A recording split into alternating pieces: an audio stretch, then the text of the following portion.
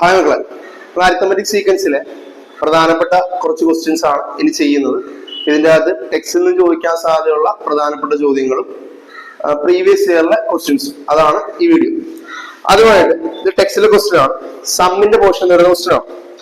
Some of the first 5 times of an arithmetic sequence is 150.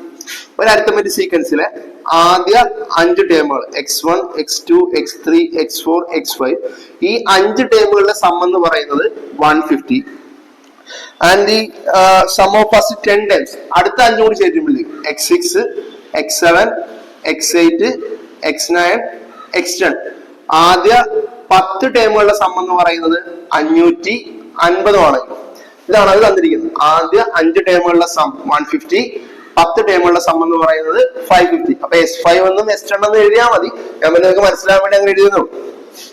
അങ്ങനെയാണെങ്കിൽ what is the third term? ഇതിന്റെ third term എത്രയാണ്? അപ്പൊ നമുക്ക് ആദ്യം തന്നിരിക്കുന്ന ഹിന്റ് ഉപയോഗിച്ച് തേർഡ് ടേം കണ്ടുപിടിക്കും.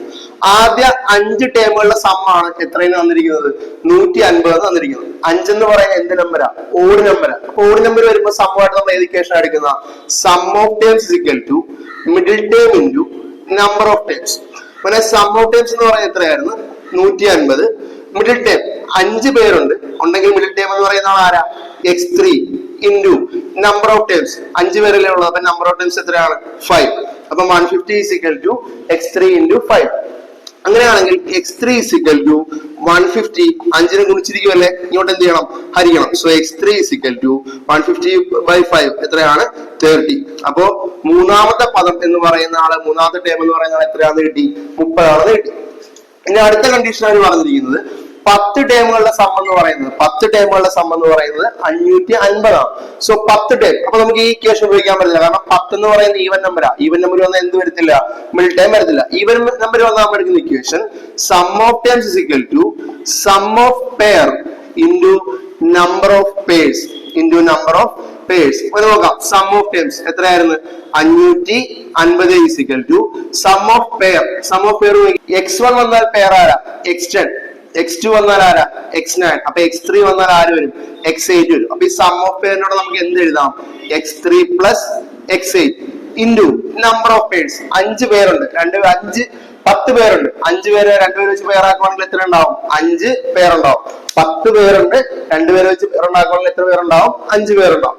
സോ 550 5ന് ഗുണിച്ചിരിക്കുവാണെങ്കിൽ കൂടെ എന്ത് ചെയ്യാം? ഹരിക്കാം. 550 divide by 5 is equal to x3 നമുക്ക് കിട്ടിയായിരുന്നു. എത്രയായിരുന്നു?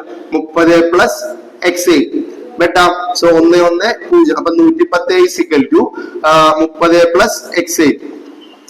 നമുക്ക് x8 ആണ് വേണം. So x8 is equal to plus 30 ഇപ്പുറത്തേക്ക് വരട്ടെ. 110 minus 30. So x8 is equal to 110 minus 30 80. Okay, അപ്പൊ x8 എന്ന് പറയുന്നത് ആരെന്ന് കിട്ടി? 80 കിട്ടി. അപ്പൊ നമുക്ക് അതിനകത്ത് ഫസ്റ്റ് 2 ക്വസ്റ്റിനായ x3യുടെ ആൻസറും കിട്ടി, അതേപോലെ തന്നെ x8ന്റെ ആൻസറും കിട്ടി. അതിലെ മൂന്നാമത്തെ question, what are the first 3 terms എന്നാണ്. 3 ടേംസ് വേണം.